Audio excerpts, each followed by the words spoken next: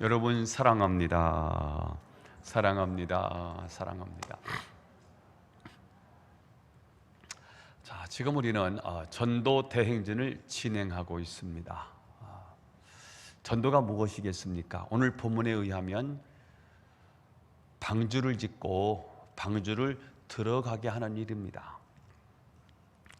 하나님은 이 세상에 죄악이 가득하고 사람들의 생각과 계획이 다 악할 뿐임을 보시고 이 세상을 심판하시기로 작정하셨습니다. 그러나 하나님은 심판에 앞서서 먼저 구원의 길을 준비하십니다. 노아에게 이 모든 생명체를 살릴 수 있는 방주를 지으라고 말씀하셨습니다. 자, 그러니까 하나님은 심판의 목적이 아니고요, 멸망의 목적이 아니고요, 사실은 하나님의 심판은 새로운 구원의 목적입니다. 심판하시기 전에 창세기 6장 6절을 보면 하나님은 한탄하시고 근심하셨다고 했습니다. 심판하시고 싶은 게 아닙니다. 마지못해서 심판하지 않으면 죄를 어떻게 정리할 수가 없기 때문에 심판하시는데, 심판하시는 하나님의 마음은 한탄이고 근심이에요. 안타까움이에요. 마음 아파하심이에요. 철철 흘러 넘치는 한탄이 먼저 있어요. 회초리를 들었는데 너무 사랑해서 때리고 싶지 않은데 이 사랑하는 자식이 잘 되어야 되기 때문에 내 마음이 아프지만 회초리를 당하는 부모의 심정으로 오늘 심판을 계획을 하셨어요. 자, 그런데 하나님의 심판은 언제나 구원의 목적이라는 사실이에요. 그래서 하나님의 심판은 항상 선하고 의롭고 정당합니다. 자, 그런데 하나님은 그냥 방주를 지으라고 했으면 노아는 세상에서 늘 봐왔던 그런 배를 만들었을 것입니다. 그러나 세상에 있는 그 배는 1년의 홍수를 견딜 수가 없습니다. 그래서 하나님은 홍수를 통해서 모든 생명체를 쓸어 버리실 텐데 그 홍수 중에도 생명체를 보존할 수 있는 그런 방주를 지으라고 아주 구체적으로 설계 도면을 주십니다. 하나님께서 말씀하신 방주는 길이가 150m입니다. 그리고 넓이는 25m이고요. 높이는 15m인데요. 세 칸으로 되어 있습니다. 그러니까 그 긴 직사각형의 상자라고 보시면 될 것입니다. 배는 항해를 위해서 만들지만 그러나 하나님이 노아에게 지으라고 하셨던 방주는 그냥 물 위에 떠 있기 위한 목적이었습니다. 학자들은 어떤 파도에도 정말 잘 견딜 수 있는 그런 가장 안전한 그런 구조로 방주가 만들어져 있다고 이야기하고 있습니다. 사실 그 방주는 회개하고 돌아오는 모든 인간을 다 받아들일 수 있는 크기로 만들어졌을 것입니다. 그러나 여러분, 그 방주 안에 들어간 사람은 8명밖에 안 된다는 사실이지요. 그 방주는 넓은데 방주 안에 들어간 사람은 고작 8명이더라고요. 여러분, 이 세상에 인류가 얼마나 많습니까? 지금까지 태어나고 죽은 사람이 얼마나 많고요. 지금 이 인류, 이 지구상에 존재하는 이 인류가 얼마나 많습니까? 그런데 다 구원받지 않고요, 소수의 사람만 구원받는다는 사실이고요. 지금 세상에는 그렇게 사람이 많은데 오늘 이곳에 예배드리는 사람은 그렇게 적다는 사실이지요. 자, 그러니까 오늘 이야기는 안타까운 이야기고요, 슬픈 이야기입니다. 자, 오늘 방주로 들어가야 된다는 거예요. 왜 방주로 들어가야 될까요? 첫 번째입니다. 방주에 들어가야 구원을 받을 수 있기 때문이지요. 방주 안에 들어가야 살아요. 그러면 누가 방주 안에 들어갈 수 있을까요? 다 들어왔으면 좋겠는데 다 들어오는 게 아니네요. 자, 방주가 완성되자 하나님은 노아에게 이제 방주로 들어가라고 말씀하십니다. 누가 들어갈까요? 창세기 7장 1절 말씀을 읽어보겠습니다. 시작. 너와 내 온 집은 방주로 들어가라. 내가 이 세대에 내 앞에서 의로움을 내가 보았음이니라. 왜 방주 안에 들어가야 합니까? 방주 안에 생명이 있기 때문입니다. 방주 바깥은 홍수 심판이에요. 모든 생명체는 다 죽습니다. 높은 산에 올라가면 살 수 있을까요? 높은 산이 다 덮였어요. 이 세상에 있는 배는 다 전복됐습니다. 모든 이 땅에 사는, 모든 기식하는 모든 생명체가 다 죽었어요. 다 시체예요. 물에 둥둥 떠 있는 거예요. 여기에서 이 홍수 심판에서 살아남을 수 있는 유일한 길이 하나 있어요. 그것은 방주 안에 들어가는 거지요. 방주 안에 들어가야 사는 것입니다. 방주가 얼마나 크냐? 방주는 어떤 재질로 만들어졌을까? 방주의 구조는 어떠하냐라는 사실을 다 안다 할지라도 방주 안에 들어가지 않으면 죽습니다. 공부를 많이 해도요, 훌륭한 사람이라고 사람들이 인정하고 박수를 받아도 방주 안에 들어가야지. 방주 밖에 있으면 죽는 겁니다. 이 땅에 돈을 많이 벌고 권력을 얻고 명예를 얻고 떵떵거리며 사는 사람이라 할지라도 방주 안에 들어가야지. 방주 밖에 있으면 죽습니다. 멸망하는 것입니다. 여기 방주는 예수 그리스도를 말하고요, 예수님이 몸된 교회를 상징합니다. 예수님께서 십자가에 못 박혀 죽으시고 부활하시고 인류의 구원을 완성하셨어요. 우리는 하나님 앞에 죄를 지었지 않습니까? 하나님을 떠난 거예요. 함께 살아야 되는 인간이 하나님을 떠나니까 이때부터 불행이 시작되지요. 하나님을 떠난 죄는 하나님께로 돌아와야 되는데 하나님께로 돌아올 수 있는 능력이 우리에게 없더라는 거예요. 하나님 만나야 되는데 하나님 만날 수 있는 능력이 우리에게 없어요. 그래서 하나님 앞에 지은 죄는 반드시 형벌이 따르는데 그 형벌은 죽음이고요. 그런데 그 죽음이 우리가 알고 있는 죽음이 아니라는 사실이에요. 우리는 이 세상에 살면서 이 땅에 죽으면 끝이라고 생각하지만 성경에서 말하는 죽음은 그런 죽음이 아니고 두 번째 사망이래요. 두 번째 죽음이 있다는 거예요. 그 죽음을 성경은 지옥이라고 말하는데요. 지옥의 특징이 뭐예요? 지옥은 쉼이 없다는 거예요. 고통이 있는데 고통이 쉼이 없어요. 수업을 해도요, 50분 수업하고 10분 쉬는 거 아닙니까?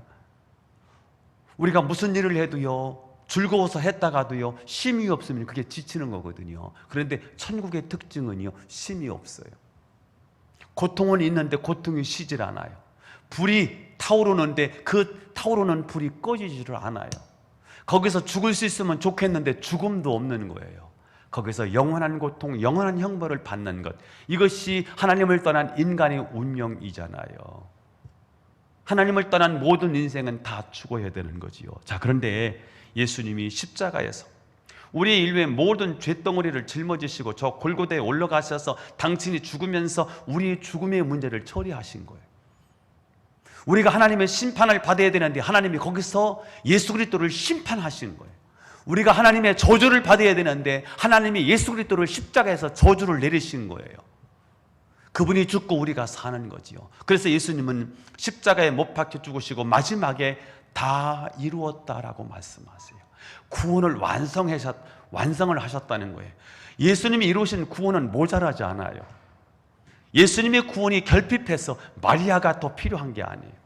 우리가 도덕이나 윤리를 해야만 구원을 받는 게 아니에요.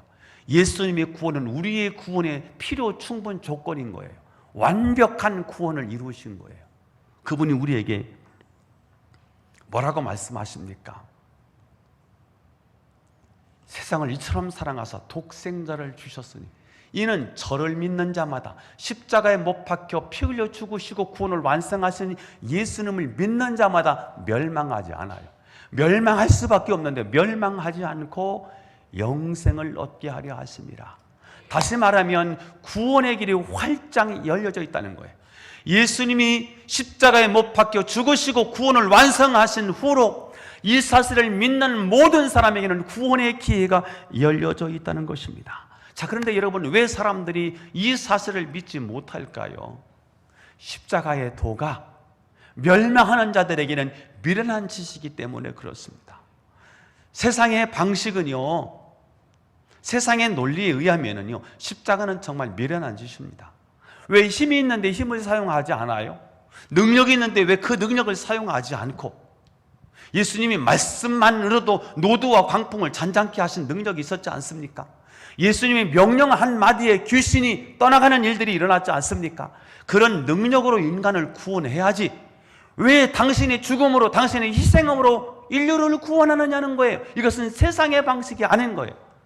세상 사람들은 이런 십자가의 방법을 미련한 짓이라고 생각합니다. 그래서 미련한 짓을요, 사람들이 싫어하는 거예요. 십자가를 지는 것을, 십자가가 구원의 방법이라는 사실을 사람들이 싫어합니다. 그래서 십자가를 거부하지요. 그래서 당시에 노아의 복음의 메시지를 무시했던 것처럼 오늘 이 땅에 살고 있는 수많은 사람들이 예수님이 하신 복음은요, 너무 쉬워요. 그리고 그것을 받아들이기에는요, 너무 미안해요. 그래서 예수님이 행하신 그 구원의 사건을 나의 사건으로, 나의 구속의 사건으로 받아들이지를 않아요. 그래도 뭐 돈을 낸다든지, 뭐 절을 한다든지, 내가 고행을 한다든지, 뭔가 내가 지금 몸이 망가지는 모습을 통해서 나도 뭔가를 했다고 인정을 받아야 구원을 받을 것 같지, 십자가에서 행하신 그 구속의 사건을 믿음으로 구원을 받는 것은 이거는 너무 미안한 거 아닌가? 그리고 이렇게 구원을 받는다는 것, 이렇게 쉽다는 사실을, 그게 구원이라는 사실을 인정하고 싶지를 않는 거예요. 그래도 내가 뭔가를 해야 될 것 같은 거예요. 그래서 십자가의 복음을 무시하는 것입니다. 그러나 이런 시대에 노아는 방주로 들어갔다는 거예요. 1절 하반절에 방주로 들어간 이유가 뭔지를 보세요. 시작.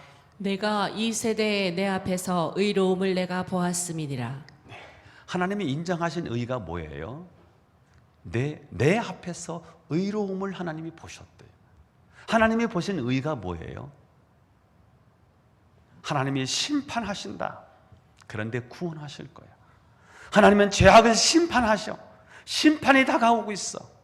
방주 안에 들어가면 살아. 이 메시지를 선포한 거예요. 심판하신다. 그러나 구원하신다는 사실을 믿고 방주를 지은 거예요. 구원하시는 하나님, 심판하시지만 구원하시는 하나님을 믿는 증거가 뭐예요? 방주를 만드는 거예요. 사실 방주를 만드는 일은 세상 사람들이 볼 때 정말 어처구니 없는 일이었습니다. 날씨도 이렇게 좋은데 바다도 아니고 산에서 방주를 짓는 모습을 보면 사람들이 그거 참 바보 같은 짓이지요. 이건 완전히 미친 짓이지요. 그래서 사람들이 조롱했을 거예요. 미친놈이라고 말했을 것입니다. 무엇보다도 노아를 힘들게 한 것이 무엇인지 아십니까? 자기 자신이었을 거예요. 자기 이성이었을 거예요. 자기가 알고 있는 상식이었을 거예요. 아니, 산에 올라가서 방주를 짓다니, 1년 2년 짓는 것도 아니고 120년 동안을 방주를 짓다니, 내가 이거 미친 거 아닌가? 내가 꿈을 꾸었는데 이상한 개꿈을 꿔놓고 이것을 영몽이라고 착각하는 건 아닐까?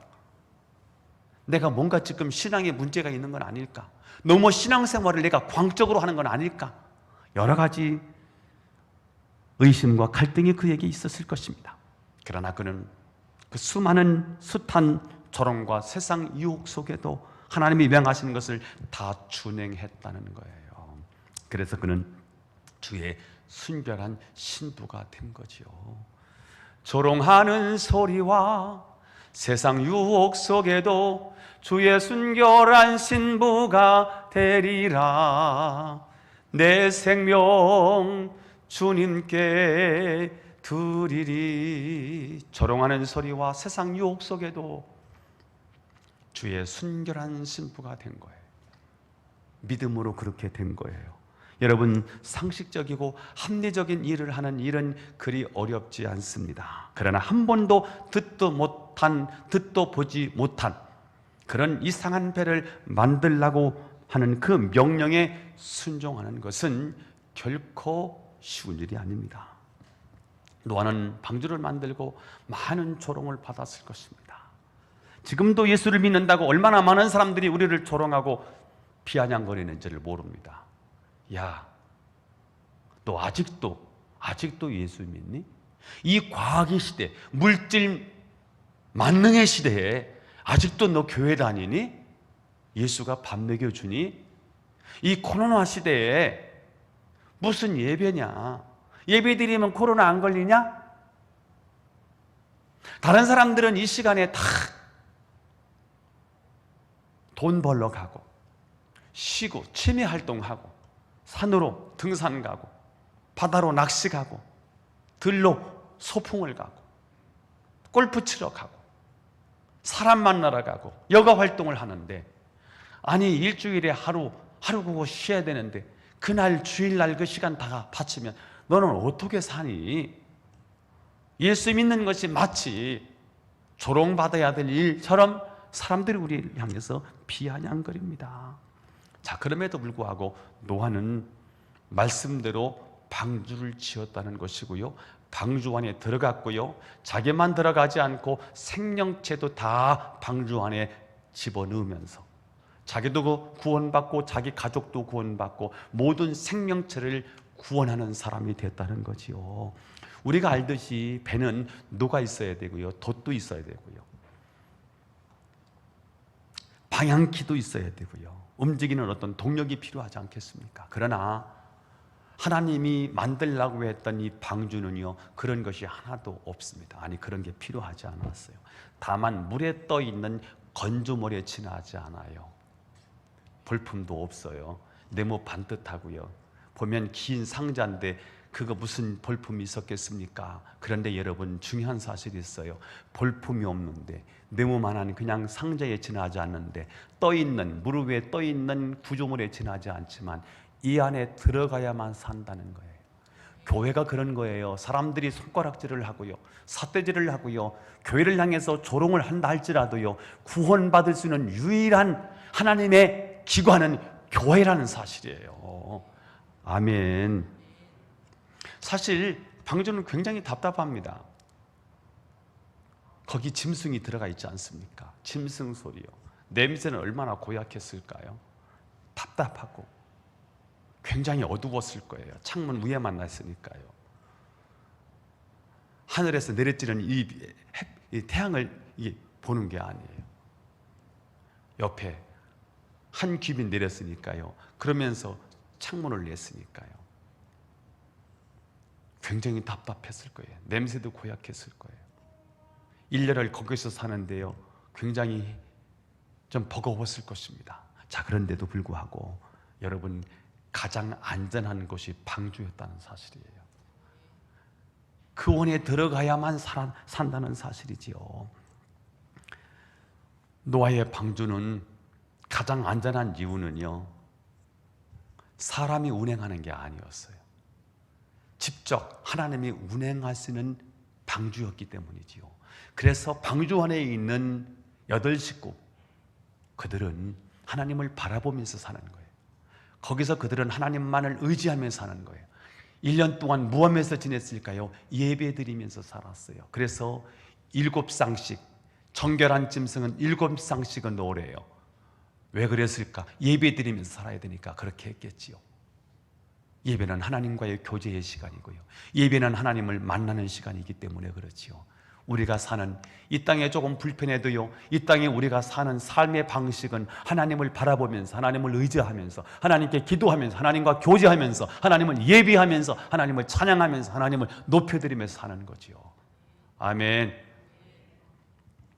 자, 그러면 두 번째, 노아는 심판이 있기 전 7일의 집행유예 기간을 어떻게 살았을까? 어떻게 살았습니까? 아니, 우리는 심판이 있기 전, 주님이 다시 오시기 전, 우리가 하나님 앞에 서기 전 이 집행유예 기간을 어떻게 살아야 할까요? 4절을 읽어보겠습니다. 4절 시작. 지금부터 7일이면 내가 40주야를 땅에 비를 내려 내가 지은 모든 생물을 지면에서 쓸어 버리리라. 네, 노아가 방주를 완성하자 하나님께서는 노아에게 앞으로 7일 후에 홍수로 모든 생명체를 쓸어버리겠다고 말씀을 하셨습니다. 7일 후에는 심판이 임하게 됩니다. 7일 후면 엄청난 하나님의 심판이 시작이 돼요.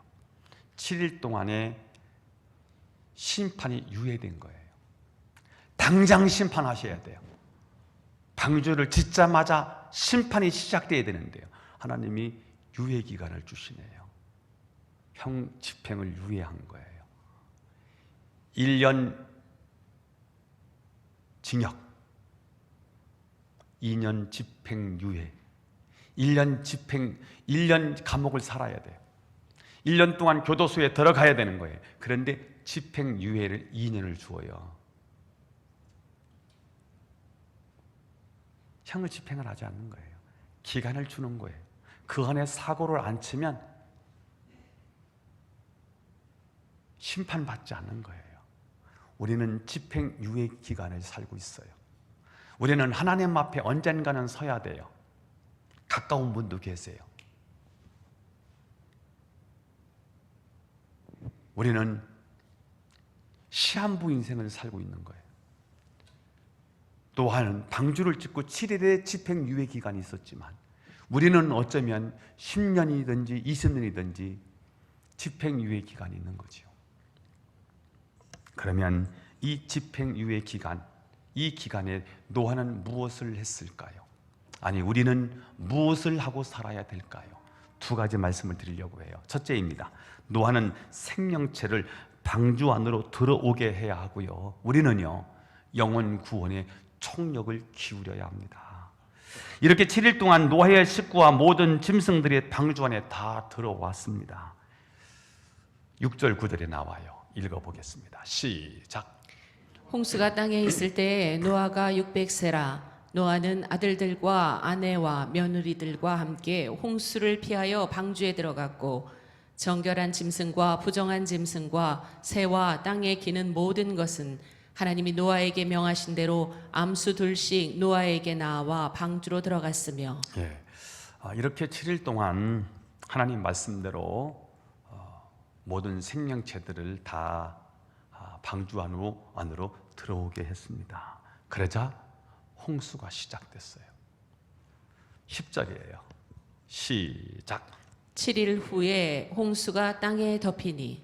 자, 비 한 방울도 오지 않더니 정확히 7일 후에 홍수가 시작이 됐습니다. 7일이 되기 전까지는요, 태풍 전야예요.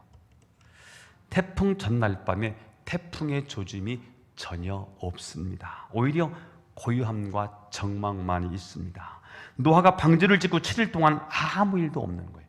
홍수는커녕 구름 조각 하나 없고요, 마른 하늘에 햇빛 찬란한 날이 계속 되었습니다. 그러나 징후는 없지만 태풍이 밀려오는 거지요. 제가 작년에 그런 생각을 했는데 막 태풍이 온대요. 근데 제주도에 태풍이 시작됐어요. 거센 바람이 불고요, 엄청난 폭우를 가져오면서요, 간판을 다 날려보내고요, 전봇대를 막 뽑아내고요, 나무 뿌리를 막 뽑아내고요, 그러면서 막 사람들이 인명피해도 생기고요, 자동차가 막 물에 잠기기도 하고요. 제주도에 막 소식이 TV를 통해서 막 전해지는데 대전에 살고 있는 우리는요, 아무 일도 없는 거예요. 너무 적막한 거예요. 막 구름에 막 조각들이 막 모여가지고 먹구름을 만든다든지 바람이 서서히 분다든지, 그래서 이 바람이 큰 태풍을 몰고 오겠구나라는 조짐이 전혀 없는 거예요. 그냥 태풍 전야예요. 정말 고요하고 적막해요. 그런데 태풍이 오고 있는 거죠. 태풍이 서서히 육상하고요. 육지로 올라오면서요. 밑에 동네를 다 또 쓸어버리더라고요. 그리고 대전을 향해서 막 올라오는 거예요. 교만한 인생들은 심판이 없을 것이라고 방주 안에 들어가지 않았습니다. 그러나 노아는 하나님의 물심판을 믿고 마른 하늘 아래에서도요 온 가족을 이끌고 방주 안에 들어간 것입니다. 노아가 방주를 만들자 7일간의 구원의 기회를 주신 하나님께서 오늘도 우리에게 예수 그리스도를 통해서 흘리신 그 보혈을 통해서 구속을 다 이루시고 7일과 같은 기한을 주시면서 방주로 들어오라고 말씀을 하십니다. 지금은 문이 활짝 열려져 있습니다. 그러나 여러분, 그 문이 언제까지 열려 있지 않다는 것이지요. 지금은 구원의 날이고요, 은혜 받을 때라고 말씀했습니다. 예수를 구주로 영접하지 못한 사람들은 빨리 방주로 들어와서 예수님을 믿어야 되겠고요, 또한 내가 사랑하는 사람들을 구원해야 할 때이죠. 이 기회를 놓치면 영영이 후회하게 될 거예요. 저는 여러분이 빛의 사자가 되어서 주의 진리를 모르는 모든 백성들에게 빛을 비출 수 있기를 바라요. 찬송가에 이런 찬송가 가사가 있어요. 빛의 사자들이여 어서 가서 어둠을 물리치고. 빛의 사자입니다. 이 빛은 그리스도의 빛이에요. 세상 사람들은 이 빛이 없어요. 그러니까 이 땅에 어둠을 물리칠 수 있는 사람들은 저와 여러분인 거예요. 빛의 사자들이어야 되는 거예요. 진리를, 주의 진리를 모르는 백성들에게 복음의 빛을 비치자는 거예요. 지금도 세계 도처에 기상이변 그리고 코로나와 같은 재앙들이 최후 심판을 예고하고 있습니다. 자, 그런데 이 세상은 이런 무서운 위기감을 무시해도 될 만큼 풍요에 함몰되어 있습니다. 너무 잘 사는 거예요. 과학이 하나님의 재앙을 막아줄 거라고 생각해요. 코로나가 쉽게 갈 줄 알았더니 코로나가 3년을 이끌고 가면서 온 인류를 힘들게 했어요. 아니, 미생물 하나도 어떻게 못하는 게 이 과학이더라고요. 의술로 수많은 사람들을 살리는 줄 알았더니요, 이번 우리가 느끼는 건 뭐예요? 이게 자연이, 이 과학이, 의술이 우리를 마냥 행복하게 해주는 건 아니구나. 이 땅의 모든 재앙을 다 막아낼 수 있는 건 아니구나. 그런데 이 풍요에 살면서 사람들은 이 물질이, 풍요가, 이 자연, 이 과학이 우리의 미래를 안전하게 보호해 줄 거라고 생각을 해요. 그래서 믿는 사람이든 안 믿는 사람이든 전부 심판에 대한 무감각증에 걸려서 영적인 깊은 잠에 빠져 있습니다. 그러나 여러분, 이 집행유예 기간은 인류가 하나님께로 돌아올 수 있는 마지막 기회라는 거지요. 하나님은 우리에게 마지막 기회를 주셨어요. 돌아와야 돼. 말세지말이라고 그러지 않습니까? 혹시 인생을 살면서 내 인생을 다 쏟은 그 직장, 내가 인생을 다 쏟은 사업장이 한순간에 물거품이 돼버린 그런 경험이 있으신가요? 혹시 여러분이 그렇게 철석같이 믿었던 내 친구, 그렇게 믿었던 내 가족들이 나를 배신하고 떠나가서 그렇게 가슴 쓰렸던 그런 적이 있으셨습니까? 이게 다 하나님께서 우리에게 방주로 돌아오라고 하는 사인이거든요.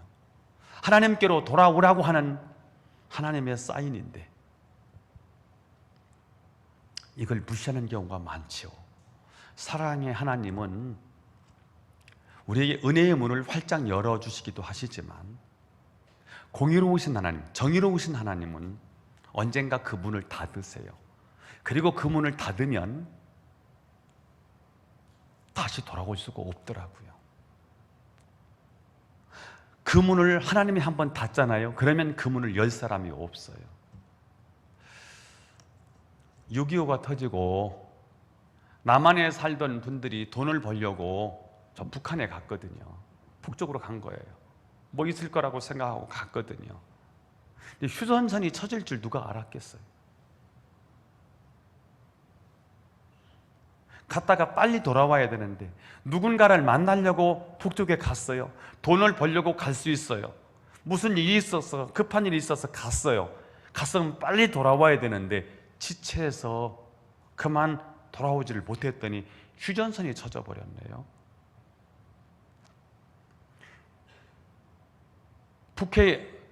북한에 남한의 고향을 둔 북한에 참 불쌍한 분들이 많이 계시지 않습니까? 남한 출신이라고 출신 성분이 좋지 않아서 북한에서 출세도 못하고요. 늘 그냥 그렇게 살다가 인생 종체되는 사람들이 많이 있어요. 빨리 왔어야 되는데, 빨리 대한민국에 왔어야 되는데 못 오니까요. 휴전선이 치고 나니까요. 못 와요. 오고 싶은데 고향이 그리워서도 오고 싶고 자유가 그리워서도 오고 싶고 북한 통제된 사회가 너무 힘들어서 탈출을 하고 싶은데 인민군이 지키고 있어요. 못 와. 여러분, 한 번 다치면 그렇게 어려워요. 여러분, 마지막 7일 이게 말세지말이고요. 집행유예 기간입니다. 아직 늙지 않았습니다. 마지막을 살아가는 우리가 다 방주로 돌아와야 되고요. 또한 아직도 돌아오지 못한 여러분의 가족과 이웃을 지체 말고 방주 안으로 이끌고 와야 돼요. 이게 노아예요. 저는 여러분 모두가 노아가 되기를 축복합니다. 자, 그러면 두 번째, 어떻게 그 많은 생명체를 방주 안으로 들어오게 할 수 있을까요?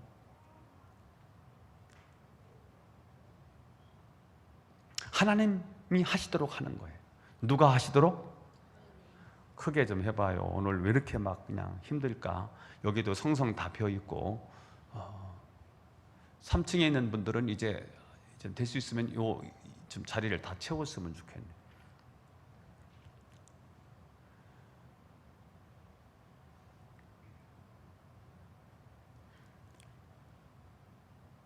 노아는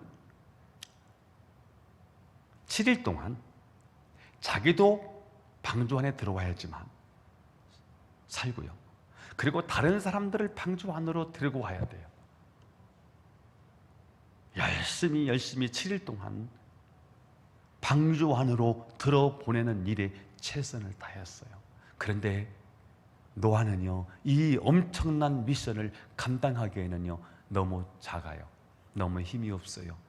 누가 하셔야 되느냐? 이 위대한 일은요 하나님이 하시는 일이더라고요. 하나님이 하시도록 해야 합니다. 한 쌍씩 또 7쌍씩 방주로 다 이끌어 오는데요, 성서학자들이 그러면 그 생명체는 어느 정도나 될까 했더니 17만 5천 쌍이었다는 거예요. 17만 5천 종의 그런 생명체가 이 지구상에 존재한대요. 그러면 17만 5천 쌍을 노아가 어떻게 끌고 왔을까요? 제가 이 장면을 묵상하면서 이런 생각을 했습니다. 제가 우리 교인들이 교회 안 온다고 전화를 하는데요, 일주일 내내 전화하면 몇 통화를 할 수 있을까? 1000통화 할 수 있을까? 10,000통화 이 가능할 수 있을까요? 나오세요? 이렇게만 해도요 이거 굉장히 시간이 많이 걸릴 것 같아요. 그런데 노아가 17만 5천 쌍을 잡아가지고, 여러분 짐승을 잡아오는 게 이게 얼마나 어려운 일입니까? 그거를 끌어다가 일주일 동안 방주 안에 집어넣어야 되는 일인데 이게 얼마나 어려운 일이에요. 그게 가능할 수 있었을까? 불가능하더라고요. 그러면 이게 어떻게 가능한 일이 될 수 있을까? 전적으로 방주하러 끌어오는 일은 누가 한 일이냐? 하나님이 하신 일이더라고요. 그러니까 그동안 노아는 심판이 있습니다. 그러나 하나님이 구원하실 것입니다. 심판이 다가오고 있습니다. 그러나 하나님의 구원을 준비하셨습니다. 방주를 짓고 있습니다. 이 방주 안에 들어오시면 됩니다. 지속적으로 선포를 하고요. 일주일 남겨놓고 이제는 끌어와야 되는데요. 이게 다 끌어올 수가 없지요. 누가 하셨을까? 하나님이 하셨을 것 같아요. 왜요? 우리가 하면 안 되는데 하나님이 하면 쉬운 거예요. 여러분, 이 안에 들어와 있는 짐승이 이 17만 5천 쌍의 짐승이 다 들어왔다는데, 들어왔는데 뭘 먹었을까요? 아니, 1년 동안 버텨야 되는데 뭘 먹었을까요? 아니, 배설물은 어떻게 처리했을까요? 이거 우리가 생각하면 답이 안 나와요. 그런데 여러분, 곰은요, 겨울을 만나면 겨울잠을 자요. 동면을 취한대잖아요. 개구리도요, 뱀도요. 그런 환경을 만나면요, 안 먹어요. 안 싸요. 개미가 어렸을 때 먹이를 들고 밥풀떼기 하나 딱 떨어뜨려주면 그걸 먹이라고요. 여러 개 개미가 막 달라붙어가지고 그걸 으쌰 으쌰 으쌰 하면서 끌고 가요. 그리고서 자기네 집으로 가는데요, 조그만 개미예요. 쭉 따라가는 거예요. 아니, 사람이 했으면 그게 되겠습니까? 이게 다 하나님이 하는 거이더라고요. 하나님이 하시니까 이게 되는 거더라고요. 우주 세계를 보면서요, 이게 어떻게 돌아가나? 우리는 연구를 하면은요, 연구하다가 이 정신 나간 사람 많을 거예요. 하나님의 이 작품은요, 우리가 지금 발견했는데요, 발견한 거예요.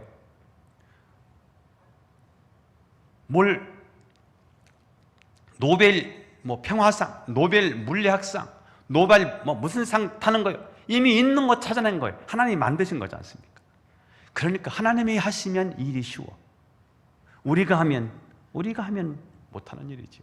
천지지변 같은 게 일어났을 때요, 지진 같은 게 일어날 때 동물이 먼저 안다는 거 아니에요? 그래서 막 도망가요. 아, 이 천지지변이 일어나는구나.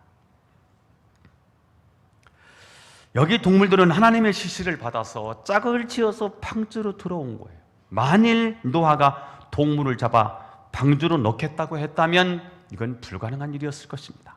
그러나 하나님이 개입하시니까 그 많은 동물들이 제각기 방주로 들어왔습니다.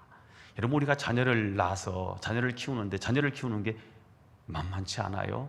굉장히 어렵습니다. 사춘기를 맞이해요.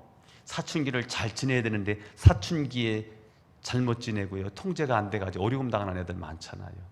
결혼을 시키면, 결혼하면 끝나는 줄 알았더니 결혼하고도요, 이 자녀들이 쉽지가 않아요. 그런데 여러분, 하나님이 하시면 그게 쉬워요. 내 자녀 내가 막 키우겠다고 하지만요, 여러분, 하나님께 여러분의 자녀를 맡기세요.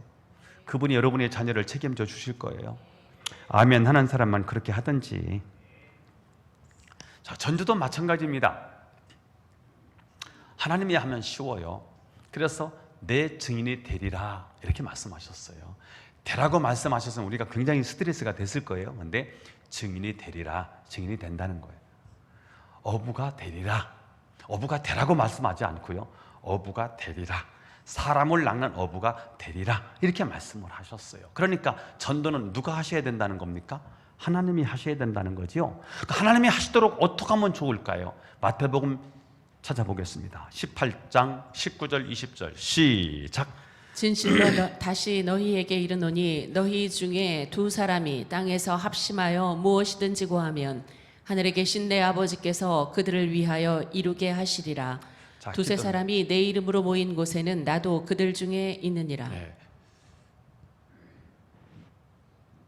기도는 혼자 할 수 있어요. 그런데 두세 사람이 합심하여 무엇이든지 구하면 하늘에 계신 내 아버지께서 그들을 위해서 이루게 하신대요. 두세 사람이 주님의 일을 하면 주님이 그들 중에 함께 하시겠다고 약속을 하셨어요.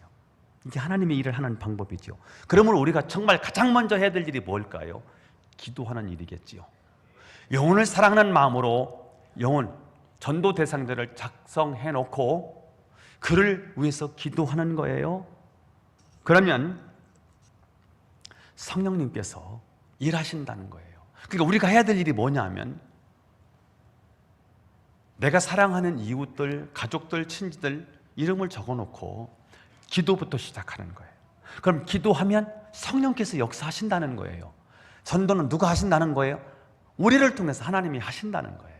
그러니까 하나님이 하시도록 해야 되겠지요. 미국 아리조나 피닉스의 어느 교회에서 전도할 그룹을 두 그룹으로 나누었어요. 그 중에 한 그룹은 지역주면 80명의 명단을 적어놓고 매일 이름을 부르면서 90일 동안을 기도를 했습니다. 그리고 그 가정에 전화를 내서 방문해도 좋겠습니까? 라고 물었더니 69명이 80명 중에 69명이 허락을 했다는 거예요. 자, 그리고 또 한 그룹은 지역 주민 80명의 명단을 가지고 기도하지 않고 방문해도 좋습니까? 라고 했더니 80명 가운데 한 사람만 허락을 했다는 것입니다. 여러분, 기도가 그만큼 중요하다는 거지요. 우리가 기도하면 하나님이 일하신다니까. 여러분, 영혼을 붙잡고 영혼을 가슴에 품고 기도하시라고요. 여러분이 작정한 전도 대상자를 위해서 기도할 이유가 바로 여기에 있습니다. 그리고 우리가 전도를 위해서 두 번째 해야 할 일은 무엇입니까? 믿지 않은 사람들을 초대하는 거예요. 초청하는 거예요. 한번 와보세요 라고 말하는 거예요. 우리 교회 한번 와보세요 라고 말하는 거예요. 예수님은 처음 제자들을 만났을 때 나를 따라오너라 이렇게 말씀을 하셨습니다. 그들이 예수님의 말씀을 이해하지 못했는데 그냥 따라오라고 말씀을 하셨어요. 그래서 제자가 된 거예요. 요한복음 1장에 보면 안드레는 예수님을 만난 후에 형을 데려와요. 베드로입니다. 베드로를 데려왔습니다. 빌립은 나다네일에게 내가 성경에서 말씀한 그분을 만났는데 그분이 바로 나사렛 예수시다 그랬더니 나다네일이 나사렛이라고? 나사렛에서 무슨 선한 것이 날 수 있어? 그러자 빌립이 와서 보라 이렇게 말합니다. 나사렛에서 선한 것이 나올 수 있을지 없을지는 와서 보면 될 거 아니냐? 당신의 질문에 대해서 내가 다 대답할 수는 없어도 와서 보면 알게 될 것입니다. 그냥 한번 와 보세요 이렇게 말하는 거예요. 이게 초청하는 거거든요. 저는 우리 교회가 믿지 않은 나다나엘, 믿지 않은 사람들을 초청했을 때 정말 예수님의 사랑을 따뜻하게 느낄 수 있는 교회, 이 교회에 와서 예배드리고 나면 영적인 행복감을 느낄 수 있는 교회, 전 그런 교회가 되기를 축복합니다. 교회에 왔을 때 처음 우리 교회 왔는데 주차장부터요 탁 왔는데 분위기가 벌써요, 야, 이 사람들 굉장히 친절한데 얼굴이요 굉장히 밝아요. 웃으면서 안녕하세요, 반갑습니다, 잘 오셨습니다 이렇게 따뜻하게 인사를 해주면 이게 첫인상이거든요. 이 교회 참 좋은 교회인데, 아이를 데리고 왔어요. 교회 학교에서 예배를 드렸는데 애들이 너무너무 재밌는 거예요. 예배를 드리는데요 애가 너무 좋아하는 거예요. 이 교회 등록을 해야 되겠다. 교회 와서 예배를 드리는데 찬양이 막 굉장히 은혜로워요. 교인들이 벌써요 막 뜨겁게 찬양하는 모습을 보고요, 예배 드리는데요 말씀도 은혜가 되고요, 이 교회 은혜로운 교회네. 그런 교회를 만들어 놓는 것이 더 중요하겠지요. 여러분, 우리 교회를 따뜻한 교회, 은혜가 충만한 교회, 행복감이 있는 교회, 웃음이 가득한 교회, 누가 와도요 칭찬받으러 오는 교회, 나는 그 교회 칭찬받으러 가, 격려받으러 가, 사람들이 나를 이쁘다고 칭찬해 주는 교회, 인정해 주는 교회, 그런 따뜻한 영적인 분위기, 은혜로운 분위기, 그런 분위기를 여러분 만들어서 우리 교회 한번 와봐 이렇게 말할 수 있는 교회를 만들게 되기를 예수님의 이름으로 축원합니다. 저는 그런 교회가 되기 위해서 기도하고 있습니다. 여러분, 전도는 혼자서 하는 게 아니고요, 전도는 함께 하는 사역입니다. 함께 기도하면서, 함께 초청하고, 함께 일하면서, 함께 사람을 낚는 어부가 되는 것입니다. 저는 우리 교회가 기도하는 성도, 전도하는 성도가 되어서 믿지 않는 사람들이 우리 교회에 와서 하나님의 자녀가 되고 그들의 삶이 변화되는 구원의 방주, 이 교회가 사람을 살리는 생명선, 이 교회에 오는 모든 사람들이 복을 받는 축복선이 되기를 축복합니다. 그래서 금년 한 해 배가 부흥의 역사가 있기를 주 예수님의 이름으로 축원합니다. 기도드리겠습니다. 하나님 아버지 감사합니다. 오늘도 하나님 앞에 찾아 나온 이들에게 말씀을 주셔서 감사합니다. 다 방주 안에 들어가게 하옵소서. 7일의 집행 유예 기간을 어떻게 살아야 될지, 하나님, 우리도 구원받지만 아직도 하나님께로 돌아오지 못한 영혼 구원에 총력을 기울이는 우리들이 되게 하옵소서. 온 성도들이 합심하여 이를 위해서 기도하고 전도하고 초청함으로 하나님이 하시는 전도를 보게 하옵소서. 그래서 이 교회가 하나님이 정말 마지막 때에 쓰시는 아름다운 교회 되게 하옵소서. 예수님의 이름으로 기도하옵나이다. 아멘.